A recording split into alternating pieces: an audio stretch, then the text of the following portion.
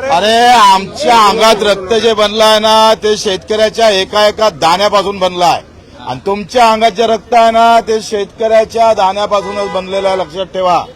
त्याच्यानं शेतकऱ्याशिवाय आमच्या डोक्यात दुसऱ्या कल्पना येऊ शकत नाही. शेतकरी असाल, मजूर असाल, दिव्यांग बांधव असाल, ज्यांना ज्यांना वेदना आहे तिथे इथं आम्ही पाहतोय ते वेदना कमी करण्याचं काम बच्चू कडू शिवसेनेमध्ये राहून अहोरात्र केल्याशिवाय राहणार नाही. मला वाटतं आमची सगळी तयारी झालेली आहे. 19 तारखेचं आमचं दिव्यांगासाठी आंदोलन पण आहे. काल परवा माझं मुख्य सचिवासोबत भेट झाली. 50% दिव्यांग बाहेर आहे संजय गांधी निराधार योजनेच्या, आणि सत्ता आमची असल्यानंतर वंचित घटक बाहेर राहू शकत नाही.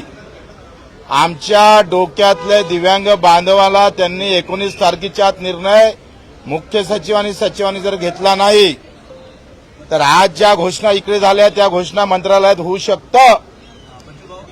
बिलकुल उससे भी ज्यादा, 2.5 किलो का. अरे काय म्हणजे काय असं लिखित आहे का? असा नियम आहे का?